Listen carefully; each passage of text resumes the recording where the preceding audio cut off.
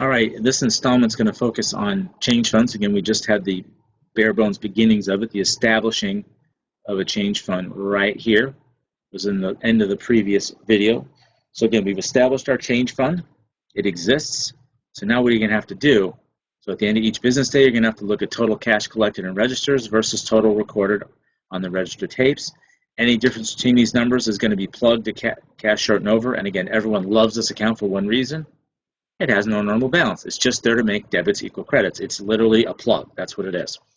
So in this example, we're going to have at the end of the day, total cash in the registers was 2015. Now remember, this includes the change fund, so this will be subtracted from the amount deposited, while the tape total is 1508. So what you're looking at here with tape total, 1508, whoops, kind of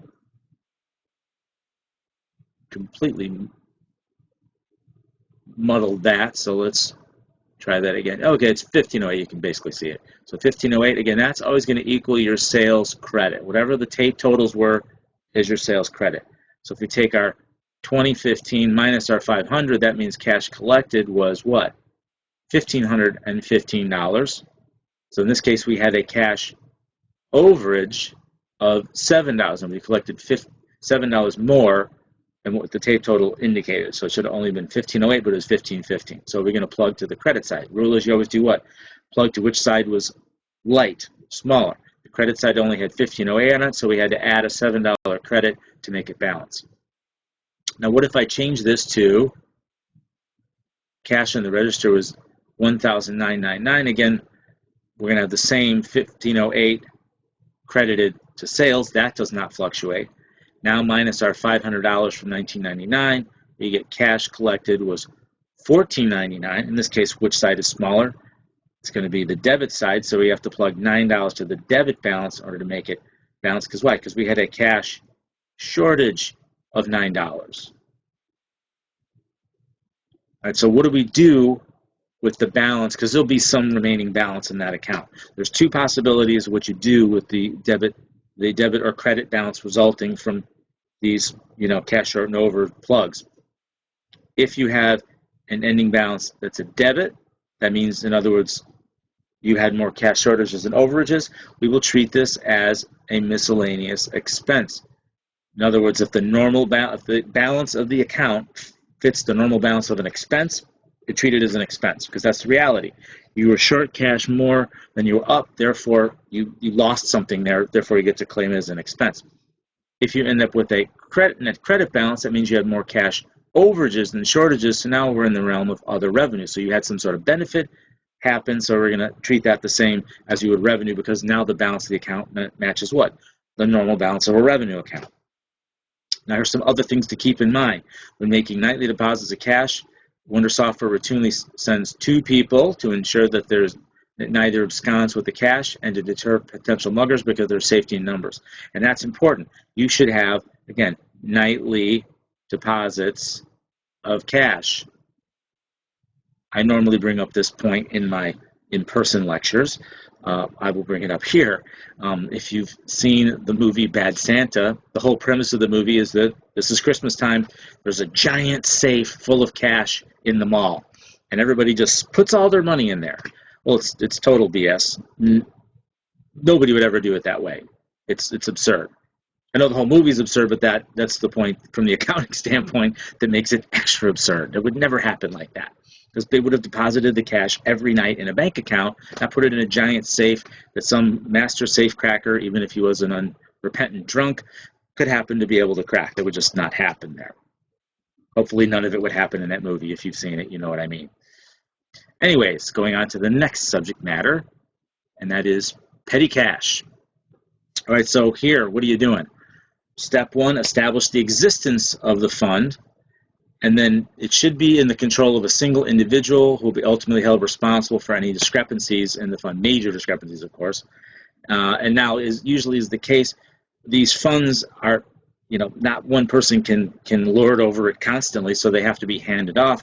So there should be some sort of a system for chain of custody, like who had the petty cash fund from this point in time to this point, and then who had it thereafter, so that we understand if there's a discrepancy from here to here, who was in control of it? Oh, so-and-so was, therefore we know who was to blame, because again, they were the only person that had custody at that moment, and it was their responsibility to look over it. So if it's down, we definitely know who to blame. Again, that's another one of your internal controls at work here.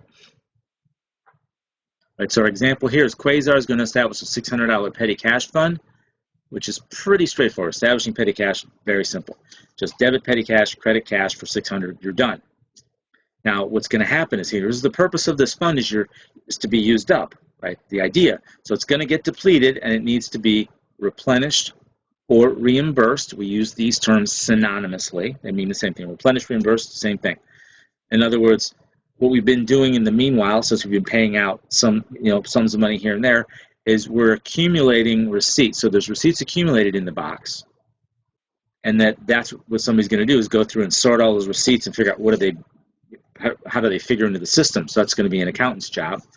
And just one very important thing: replenishing, reimbursing never entails debiting the petty cash account. Very common mistake here.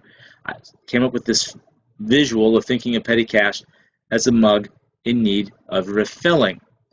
So I'll go to a blank whiteboard here and try to draw something with this mouse. This is going to be tricky. So here's your mug here. Okay. Ooh, this is going better than I imagined. All right, and try to keep the whole 3D. Ooh, not too horrible. Okay, and again, it has some sort of a handle protruding off of it, like so. All right, so there's your mug, and again, remember your mug started with, in this case, it started with $600, right? So it was full, and then at the end of the period, what you notice is it was only down to 25. So in other words, it's been emptied of $575 because it's just down to this. This is where it's going to get real tricky. Draw another circle on top of it. Ooh. Some of my skills in that regard from art class once upon a time still remain. Anyways, so we need to fill back up that discrepancy there. So again, think of this. When you established petty cash, the $600, it was the existence of the mug. So it exists, so it just becomes diminished to 25. Do you need to get another mug? No, you just need to refill it back up to that, add 575 onto it, and then it will be back up to its $600. So that's why we don't need to invoke or use the petty cash account. Again, it already exists, you're just filling it back up with money. All right, now, so let's go back to our example of the replenishment. So we're down to 25. Here's the receipts sorted by somebody who knows what they're doing here. They say, okay, 250 was regarding off supplies, 200 store supplies, 120 was just miscellaneous. So that equals the first 3 lines of your basic journal entry. Now you'll of course note, if you add these amounts up, you only get what? You get 500. That looks more like an S. Trust me, it's a 5. That's 570, or snake $70, whatever that means, 570. And we need to replenish it up to 575, because that's how much it's down. So what do you do with that $5 discrepancy?